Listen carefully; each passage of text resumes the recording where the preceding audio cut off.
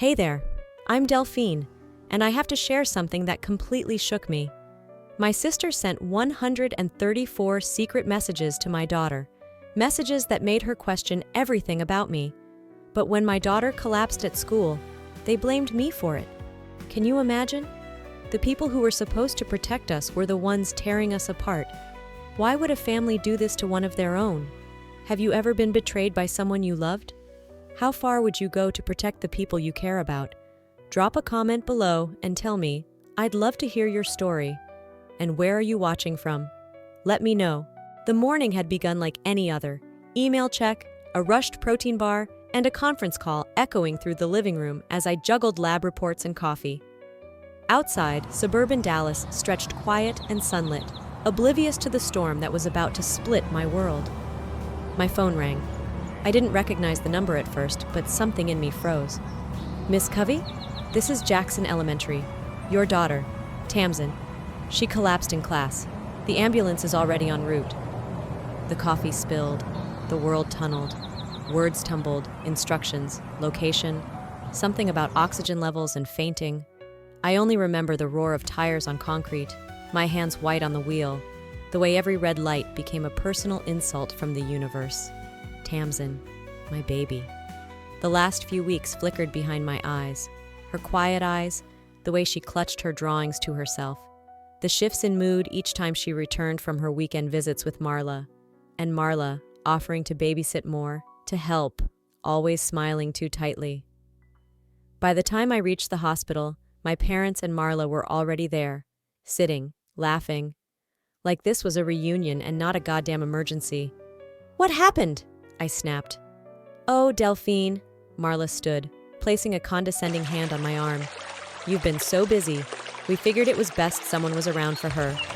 I stared at her. She's my daughter. She needs stability, my mother chimed in, and emotional presence, something you've struggled with, sweetie, ever since, well, since always. The hallway air turned thick. My heart pounded so loud I could barely hear the rest.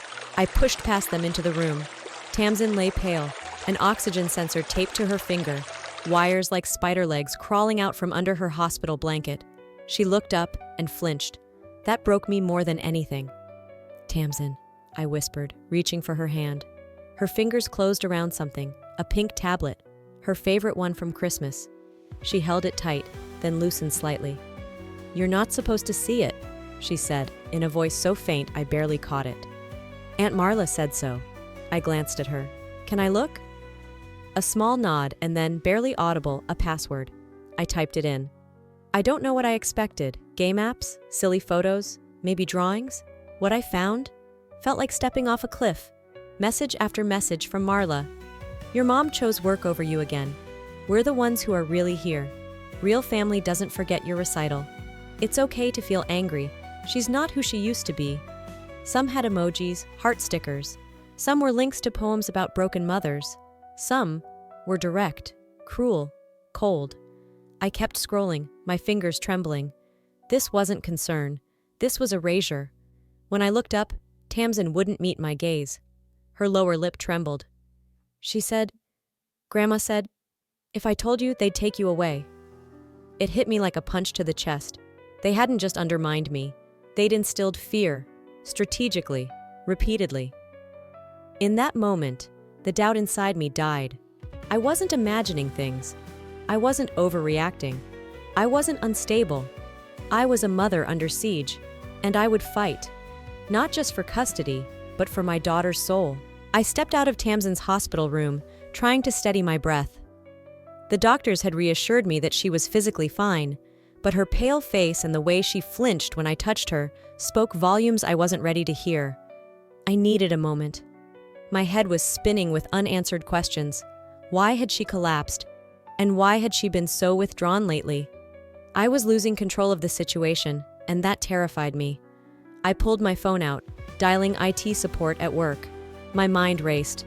I needed to back up the messages from Tamsin's tablet before they disappeared. If Marla had anything to do with this, I had to act quickly. I couldn't lose this evidence. While I spoke with the technician, I glanced at my phone's screen.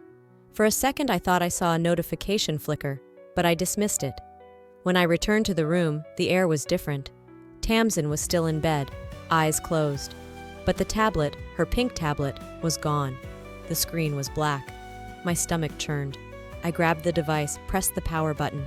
Nothing. "Mom," Tamsin whispered, her eyes opening to find me frantic. "What's wrong? Where's the tablet?" "It's okay, Mom. It's all gone now." I couldn't make sense of her words. "What do you mean gone?" She turned her face away from me, and it hit me then. Tamsin was shutting me out. I swiped my finger across the screen, desperate, and that's when it happened. The message app loaded, but as I began scrolling, the texts, my daughter's whispered cries for help, started disappearing in front of my eyes. Gone, gone, gone. Each time I tried to reopen them, they vanished faster. I froze, helpless. A small alert popped up in the corner of the screen.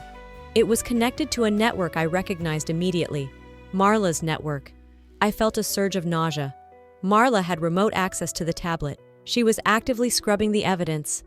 My mind raced, a million thoughts fighting to surface. Panic, fury, disbelief. It was happening again. This wasn't just manipulation, it was sabotage. And the realization sank in like a stone. I wasn't just dealing with a petty family drama. I was in the midst of a calculated campaign to erase me from Tamsin's life. I dialed the tech guy back, voice trembling as I explained what was happening. He guided me through the steps of salvaging whatever was left. I managed to get a few screen recordings, fragments of the messages, but each second the app seemed to fight back, like the phone itself didn't want me to know. "Thank you," I muttered, barely hearing his reassurance. When I hung up, the silence around me was suffocating. The more I tried to hold on to the truth, the more it slipped through my fingers. I walked back to my car, numb. The next day, I did something I never thought I'd have to do. I made an unannounced visit to my parents' house, pretending I just needed to grab a few things for Tamsin. I couldn't stay away any longer. I needed to know, was Marla really this far gone? Was my family this cold? I didn't expect the shock that awaited me. In the living room, where family photos had always been displayed proudly, a large framed picture caught my eye. It was a family photo, Tamsin, my parents, and Marla, smiling together like everything was perfect. But the photo wasn't perfect. My face had been cut out, literally erased. I felt my knees give way as I stumbled back, barely catching myself against the doorframe. My heart raced. How could they? The emotional weight of it hit me harder than the vanishing messages. This wasn't just about keeping Tamsin close. This was about removing me entirely. I couldn't breathe. It was like I was a ghost in my own family. A flashback hit me, the last Thanksgiving we'd spent here. I remembered how my mother had insisted I rest while everyone else bonded with Tamsin, as if I was the outsider. I'd laughed it off then, but now it felt like a trap, like they'd been building this for months, if not years. I stumbled to my car, desperate for air, my chest tightening with every breath. Sitting there, I dialed my therapist. My voice broke as I left a message. "I need to talk. I think they're trying to erase me from my daughter's life." I hung up the phone, staring at the house through my rearview mirror. My eyes lingered on the empty space in the photo frame, the gaping hole where I should have been. I couldn't help but wonder, as my hands trembled on the steering wheel, if they're willing to erase me from a photo, what else have they removed? I stood outside the auditorium, my hands clammy. Family day at Tamsin's school. A week had passed since her collapse at the hospital, and though the physical wounds had healed, the emotional ones were still raw. I wasn't sure if I was ready for today, but she needed me. She needed me to show up. "Mom, I'm scared." Tamsin's voice cracked as she clutched her homemade collage tightly in her arms. Her cheeks were flushed with nervousness, and her eyes darted away from mine. "Hey," I said softly, crouching down to her level. "You'll do great. Just like we practiced, okay?" I gave her the most reassuring smile I could muster, though inside, I felt a storm brewing. She nodded, though her body trembled ever so slightly. We took our seats near the back of the auditorium, and I tried to push aside the thoughts clawing at my mind. My daughter was performing today, in front of all her classmates and their parents. And yet, with every step we took inside, I felt my chest tighten with anxiety, suffocating the air around me. It was her turn to present soon, and I could feel her unease creeping over me like a dark cloud. The students took their turns, presenting their family collages on stage. One by one, their projects were flashed onto the big screen. Some showed family vacations, others, family pets. But when Tamsin's collage appeared, my breath hitched. There, on the projector screen, was a smiling picture of my daughter, standing next to my parents, her Aunt Marla, and even my ex-husband. But my face? It was missing. And beneath the image, the caption read, "My family who's always there for me." My throat tightened. I froze, unable to breathe. The murmurs from the crowd, other parents commenting on how sweet the collage was, made everything feel like it was happening in slow motion. My heart raced. "Mom, why aren't you smiling?" Tamsin's voice from the stage, quiet and shaky, broke through my daze. She stood there, trembling, clutching her collage, her eyes avoiding mine. She stammered, trying to speak, but the words didn't come. The teacher, noticing her discomfort, gently interrupted her and moved on to the next child. I felt a hot wave of shame wash over me. I rushed out of the auditorium, my eyes stinging with tears I refused to let fall. As soon as I reached the hallway, I leaned against the cool wall, trying to steady myself. The world seemed too loud, too bright, too suffocating. They've turned her into a mouthpiece, I thought bitterly. My daughter has been used like a puppet. I could feel my chest tightening, as though I were suffocating from the weight of it all. How long had this been happening? How long had they been manipulating her, feeding her lies about me? I thought back to the last time we'd worked on this project, when Tamsin had been so excited about including me in her family collage. She had even mentioned how she wanted to draw pictures of us together. But now she was on stage, standing tall but empty, holding a collage that I had no part in. I closed my eyes, trying to steady my breathing, but the images from the project burned behind my eyelids. Later that evening, after I had tucked Tamsin into bed, I sat on the edge of her mattress, the weight of the day still hanging over me. I hesitated before speaking. "Why wasn't I in the collage, sweetie?" She turned her face away, her fingers twitching nervously under the blanket. "Aunt Marla said it would confuse the class, and would Grandpa love me more if I had the Covey name?" My heart stopped. The room spun, the words crashing over me like a wave. 1,000 emotions roared through my mind: grief, shock, fury. I had heard the hint of something like this before, but hearing it come from Tamsin's lips made it undeniable. The Covey name? Marla had been planting seeds of doubt, slowly, methodically, and now it was showing. I was being erased, replaced, and I hadn't even seen it coming. I leaned in close, my voice shaking. "Tamsin, listen to me. I love you. You don't need anyone else to love you more. I'm here. I've always been here." She didn't answer, her eyes closed, face turned away. I sat there, holding my breath, wondering how long I had before this insidious campaign to remove me from her life succeeded. When she finally fell asleep, I stood up, my legs shaking as I walked to her backpack, searching for any clue that could explain what had happened. There, folded neatly under her homework, was a slip from the school's administrative office. I unfolded it carefully, my hands trembling as I read the note. "Please verify legal name for class records." And beneath it, in Marla's unmistakable handwriting, "Tamsin Covey?" My stomach dropped. They weren't just erasing me. They were replacing me. The morning was a blur, but I forced myself to drive Tamsin to school as if everything was normal. The weight of last night's words from my daughter still hung heavily in my mind. Would Grandpa love me more if I had the Covey name? I couldn't shake the question. It gnawed at me, twisting my insides into knots. I couldn't ignore it anymore. I had to find out how deep Marla's influence had gone and how far she was willing to go to erase me. When we got home, I tried to distract myself by sorting through the mail. There was always something to do. But then my eyes landed on a thick envelope. The handwriting on the front was unmistakable. It was from my parents' address, and it was addressed to me. My stomach sank. I tore it open, hands shaking, and pulled out the contents. It was a legal document, a petition for a name change. Tamsin's name was already filled in, and underneath it was my name, listed as the legal guardian. A space for a signature was left blank.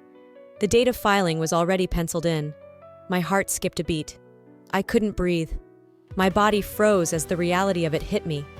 This wasn't just about emotional manipulation. This was about taking my daughter away. They were already putting plans in motion, legal plans. They had been working behind my back, using the law to control what was rightfully mine. I slammed the papers down on the counter, my hands trembling. How could they do this? I whispered to myself, a mix of disbelief and rage flooding me. I had to tell someone. I couldn't keep this alone. I grabbed my phone and called Jolene. She answered after the first ring. "Hey, it's me. I need to talk," I said, my voice cracking. "I just found legal paperwork. Marla has filed to change Tamsin's name. They're trying to take her from me, Jolene. They're trying to erase me from her life." There was a long pause on the other end, and then Jolene's voice, calm but firm, came through the line. "You need to start documenting everything. If she's filing for custody, this is exactly the kind of thing people do in custody traps. You have to protect yourself." I felt my insides coil tighter. Jolene was right. This wasn't just a smear campaign or emotional manipulation. This was coordinated. They had been planning this for a while, and now I had to stop it before it was too late. The days that followed were a blur. I couldn't focus. I couldn't think of anything other than the legal papers I had found, and the pit that was growing in my stomach. Then, just a few days later, the certified letter arrived. I opened it with trembling hands, already knowing what it would say. Marla had filed for emergency custody. She claimed I was emotionally unstable, and that I had shown a pattern of neglect. And the worst part? It was backed up by witnesses. My parents. The hearing was in just 10 days. I sat down on the kitchen floor feeling paralyzed. How had I gotten here? How had it come to this? 16 years ago, when I went through my divorce, I remembered how fragile I was. I'd leaned on Marla then. She had helped me draft statements, comforted me when things felt impossible. Now I realized it had all been part of her plan. She'd been plotting this for years, using the same tactics to turn everyone against me. My phone rang, dragging me out of my thoughts. It was my lawyer's office. I had no time to waste. I needed to act fast. With shaking hands, I grabbed the emergency custody paperwork and drove to my lawyer's office. The papers were clenched tightly in my fist, the edges creased from the tension. But I wasn't going to let go. Not now. The receptionist greeted me as I walked in, her smile faltering as she saw the distress on my face. "Is everything okay?" she asked. "No," I said, my voice low but resolute. "I need to fight. They want a war. Then they'll get one. But they're not taking my daughter." As I stepped into the lawyer's office, I felt the weight of the fight ahead pressing down on me. But I wouldn't back down. Not for a second. I wasn't going to lose her. Not to anyone. The morning was quiet. Too quiet for my liking. Tamsin sat at the breakfast table, pushing her cereal around but not eating. I could feel her eyes on me, but when I glanced at her, she quickly looked away, as though she wanted to say something, but couldn't find the words. I smiled gently, trying to hide the unease gnawing at me. "Is everything okay, sweetheart?" I asked softly. She nodded, but the unease lingered between us. My nerves were frayed from the last few days. The legal papers, the threats, the constant unease hanging over us. But I couldn't let her see that. Not now.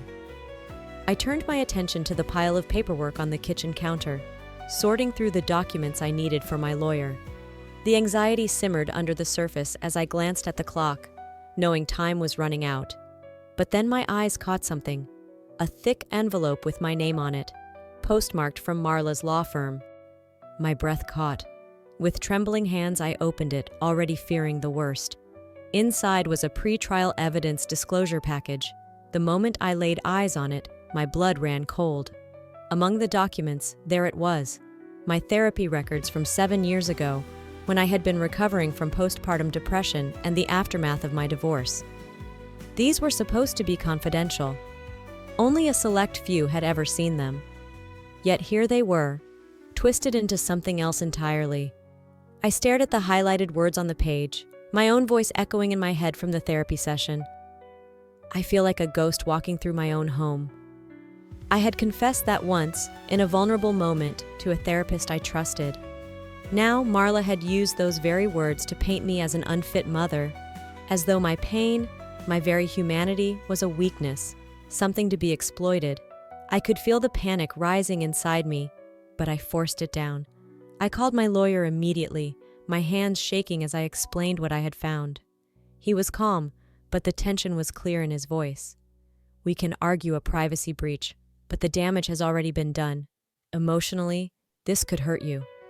I felt hollow. These weren't just papers to me, they were my soul laid bare, now weaponized against me. Later, in the privacy of my bedroom, I broke down.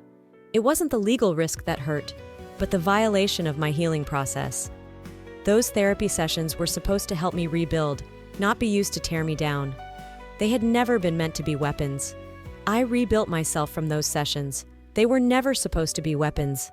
The thought echoed in my head like a mantra.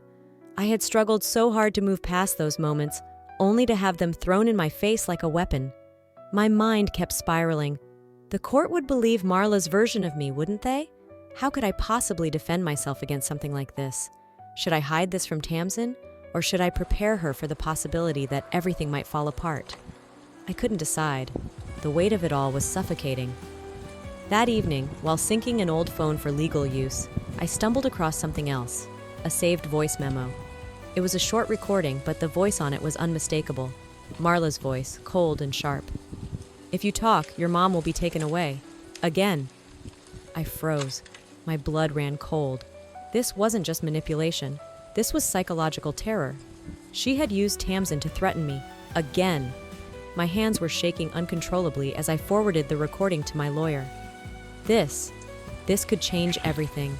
If I could prove this was how Marla had been controlling Tamsin, everything might shift in my favor. I didn't know what to feel anymore. Fear, anger, a desperate hope that I could somehow turn this around. The pieces were starting to fit together, and they painted a picture I wasn't ready to face. The next morning, as I stood at my front door, I saw Marla's SUV pull into the driveway unannounced. I didn't hesitate. I opened the door before she could knock. "You don't get to talk to her alone. Not anymore," I said, my voice steady despite the storm swirling inside me. Marla's smirk was almost infuriating, but I didn't flinch. This time, I wasn't the ghost, I thought, my eyes locking with hers. I was the wall. The day was ordinary, at least on the surface. I was clearing out Tamsin's school bag, trying to maintain some semblance of normalcy in the chaos. The familiar weight of the bag in my hands should have felt comforting, but as my fingers brushed the seam, something caught my attention.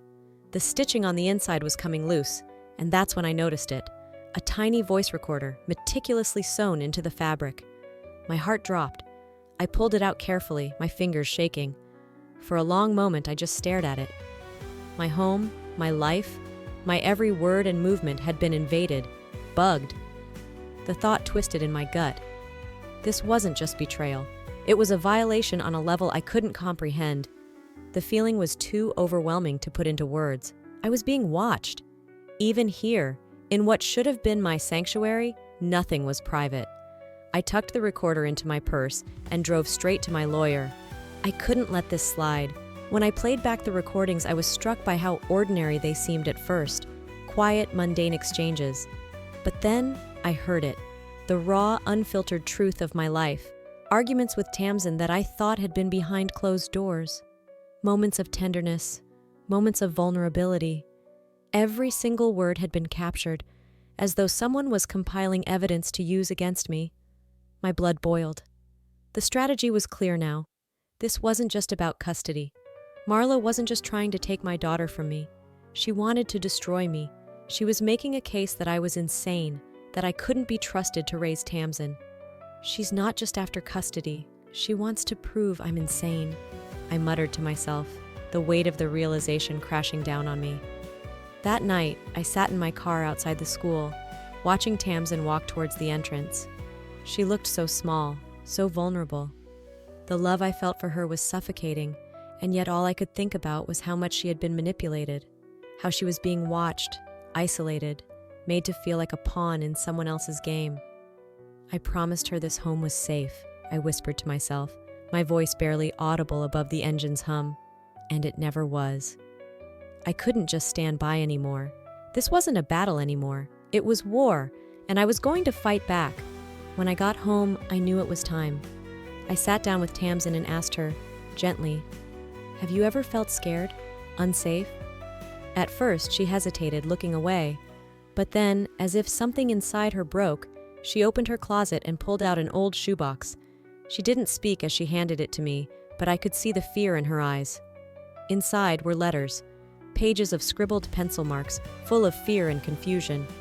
Fear she had never shared with me. Tamsin had written letters to herself, letters she never sent. One described a nightmare she'd had at her grandparents' house. Another about how she feared that I'd be taken away from her again. And then there was one letter, one that made my stomach drop. Marla had whispered to her late at night, "Your mom's not strong enough. She'll disappear again."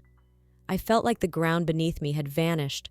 All this time my daughter had carried this burden alone. Fear, shame, doubt. She had kept it hidden from me, believing that I wouldn't be able to protect her. Tears pricked at my eyes, but I wiped them away. I couldn't let her see my weakness. Not now. I hugged her tightly, holding her close, my heart breaking as I whispered, "This ends now. You never write letters in fear again." After that, I stood up, my determination solidifying like concrete. I walked out the door to the backyard, my fists clenched around the bugged backpack. It was time to get rid of it once and for all. I tossed the bag into the fire pit, watching the flames lick the fabric and consume it, along with all the secrets it held. The fire crackled, and for a moment, it felt like I was burning away all the fear, all the lies, all the manipulation. She tried to make me a ghost again, I thought, the heat of the fire warming my face, but this time I would haunt back. The invitation came with a message that sounded almost too calm, too perfect. "Let's clear the air for Tamsin's sake." My mother's words hung in the air, like a well-rehearsed script. Tamsin hesitated when I showed her the text, her small hands trembling as she gripped the phone. "I don't want to go, Mom," she said, looking up at me with wide, scared eyes. "But I want to be heard." The words crushed me. I could see the conflict in her, the pull between wanting to make things better and knowing deep down that it wasn't just going to be a peaceful dinner. But in the end, she agreed. I wasn't going to let her suffer in silence any longer. We were going to face them. When we arrived at the house, I knew something was off. I could feel it in the air, the tension thick enough to slice. But I put on a calm face, determined not to let fear control me. It wasn't going to be like before. At the dinner table, I placed one of Tamsin's letters beside another. This one had clearly been altered by Marla. I'd never seen it, not until now. It wasn't Tamsin's voice anymore. Marla's adult handwriting scrawled all over it. I looked at Marla. "Care to explain the corrections?" I asked, my voice low but firm. She laughed it off, brushing me off like I was overreacting. "Oh, I just helped Tamsin express herself better. You know how she gets with her words." Tamsin's eyes welled with tears. I could see the devastation in her face, the realization that she wasn't supposed to know the letter had been tampered with, that her own family was trying to rewrite her truth. The violation hit us both. I could feel it in my chest, the crushing weight of everything we had been put through. I couldn't let it go. I reached into my bag, pulling out the tablet, the recorder, and the copies of Tamsin's letters. I laid them on the table, and the room fell silent. Without a word, I pressed play on the recorder. Marla's voice cut through the air, cold and sharp. "If you talk, your mom will be taken away. Again." The clink of silverware was the only sound after that, and it felt like thunder in the stillness. My father cleared his throat but didn't look me in the eye. Dolores, my mother, didn't even flinch. She just stared at the table as if nothing had happened. I turned to face them, my voice steady but full of venom. "You all said I was unstable. This is what you chose instead." The silence in the room was suffocating, broken only by the sound of Dolores sipping her wine. She set the glass down, her smile a cruel mask. "Sweetheart, you need help. This obsession is not healthy." Gaslighting. I could feel the humiliation flood my body. It was like being gutted in front of everyone, as if nothing I said mattered. But I wasn't going to break. I steadied my breath, and then I spoke to Tamsin, my eyes never leaving her. "You don't have to be afraid anymore. Not of them, not ever again." The words hung between us, a promise, a shift in the power dynamic. I wasn't going to let them control her or me any longer. The tension was unbearable. I could feel my rage simmering beneath the surface, and yet I remained calm. I stood up, gathered Tamsin, and walked toward the door. As I opened it, Marla's voice trailed behind me. "Go ahead, run to your therapist. That's all you ever do." I turned around, my fists clenched. I didn't speak. I didn't need to. This time, we wouldn't bring evidence. We'd bring witnesses. The courthouse loomed like a fortress as I walked through its cold, sterile halls. My heels echoed off the stone floors, sharp and deliberate. The press was milling around the lobby, and the murmurs of reporters filtered through the heavy silence. It wasn't just a family matter anymore. It was public, and it was about to get worse. Tamsin's small hand clutched mine as we made our way toward the courtroom. She was visibly nervous, her body tense beside me. I squeezed her hand, offering a reassuring smile that I wasn't sure I felt. This is like a funeral and a battlefield in one, I thought to myself as I turned into the courtroom. The stakes were higher than I ever imagined. Every step forward was another weight on my chest. The room fell silent as Tamsin took the stand.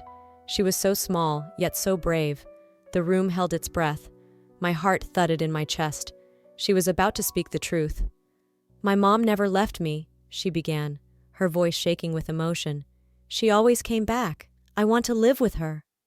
The words hung in the air. I saw Marla's composure crack, just for a moment, before she quickly regained control. Tamsin continued, her voice trembling but unwavering. She spoke of the nightmares, the fear, the pressure she'd been under. Her words cut through the tension in the room like a knife. "I'm scared," she admitted. "Grandma said that if I told, they'd take my mom away again. I don't want that." I felt my heart stop, a wave of emotion crashing over me. This was it, the moment we had been waiting for. Her truth. And in that moment, I knew that the fight, no matter what happened next, was worth it. The judge turned his gaze toward Marla, and I saw the briefest flicker of discomfort in her eyes. For a moment, I thought she might break down, but she composed herself too quickly. After the break, as I comforted Tamsin, I heard Marla's voice. It was a whisper, but loud enough for me to hear. She leaned in toward her lawyer and said, "Even if I lose, she'll never fully trust her mother again." I froze. My blood ran cold. I realized with a sinking feeling that Marla didn't care about the custody. It was never about that. She wanted to win something much more dangerous, my daughter's trust. I almost stumbled, my breath catching in my throat. This wasn't just a legal battle anymore. It was psychological warfare.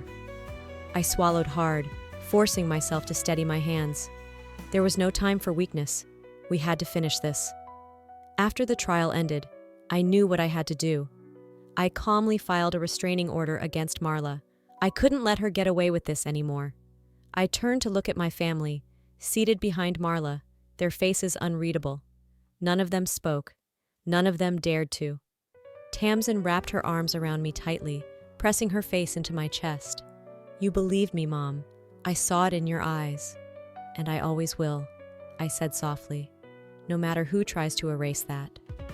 The emotional toll of the trial was far from over, but I wasn't going to let it break me. Not now, not ever. The judge returned with his decision. Marla's claim is dismissed. Sole custody remains with Delphine. I couldn't breathe. It wasn't over yet, but it was a victory. Marla's hold on my daughter had slipped. "They'll be reviewing the restraining order," the judge continued. I turned to Tamsin, her face brightening with a faint smile. But just as we started to leave, one last whisper echoed in my mind. Marla's words. "She'll never fully trust her mother again." I felt it in my bones, but I didn't flinch. There was no fear, only resolve. I took a deep breath, holding Tamsin's hand as we walked out of the courtroom, our heads held high. This battle wasn't over, but today we had won. The courthouse doors closed behind us, the air outside crisp with the hint of spring. I felt Tamsin's small hand in mine, her fingers cold but tight. The media had dispersed, their cameras and microphones now packed away. The quiet that followed the storm felt like a strange kind of peace, almost foreign. We didn't speak for a moment, just walking together, the weight of the trial still pressing on my chest. It was over, but it hadn't ended yet.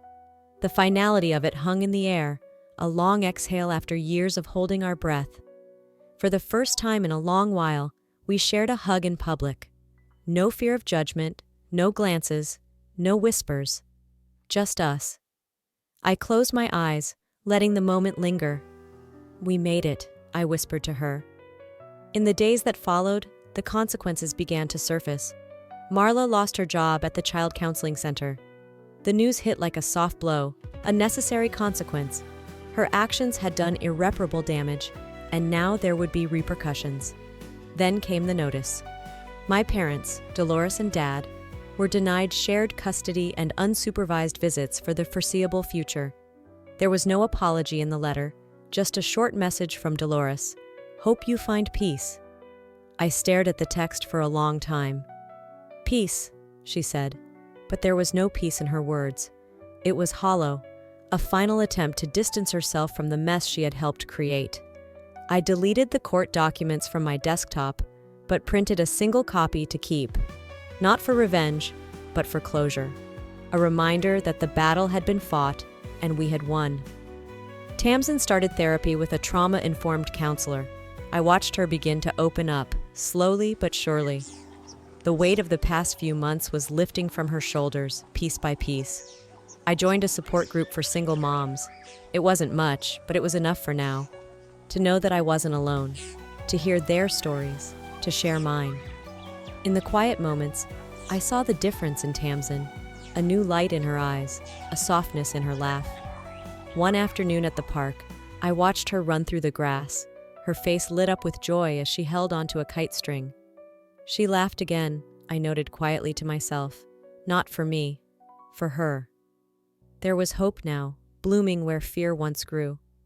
Later that evening, I sat down at my desk and dug through some old recordings. I came across a voice memo I had recorded years ago during one of the darkest times of my life. It was a panic attack, a moment when I felt like I might shatter into 1,000 pieces. I listened to it again, this time hearing it for what it was, an echo of someone I used to be, someone who was no longer in control. I deleted it. The worst already happened, and we lived, I said softly to myself. I wondered briefly if Tamsin would ever ask about the deeper betrayals, about the things that we hadn't fully addressed, the lies, the manipulation, the cruelty. Part of me wondered if I'd ever tell her. But I wouldn't push, not unless she asked. Life would move forward now, without the weight of the past trying to swallow us whole.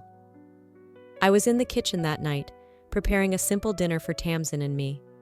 The sound of pasta boiling on the stove, the gentle clink of silverware. Tamsin set the table, her voice light and teasing. "Mom, you overcooked the pasta again." I smiled, the warm, familiar feeling of being home sweeping over me. We were rebuilding, piece by piece. Tamsin finished setting the table and we sat down together. I placed a new photo frame on the table. Inside was a picture of Tamsin and me, arms wrapped around each other, both of us laughing. It felt like the right kind of image to keep, one that belonged only to us. The world may have tried to tear us apart, but it couldn't take this from us. "Family isn't who stays in the picture," I said softly, my voice full of meaning. "It's who makes you feel seen." We ate our dinner, laughing over little things, savoring the moment. The shadows of the past may always linger in some corners, but today, in this space, we were whole. The story wasn't over, not by a long shot. But we had begun to heal, to move on. The past isn't done with me, but I'm done letting it define me. As I reflect on everything that has happened, one thing stands out to me. It's easy to feel like we're powerless when life starts to knock us down. But the truth is, we always have the power to choose how we respond. Whether it's fighting for what's right, protecting those we love, or simply standing up for ourselves when the world tries to erase us, we all have that power within us. So what's your story? What battles have you fought? And what lessons have you learned along the way? Life isn't always fair, but we have the strength to rise above it. I've learned that healing comes when we stop letting our past control us and start choosing our future, one day at a time. If this story resonated with you, let me know by dropping a comment with a 1-inch or tell me where you're watching from.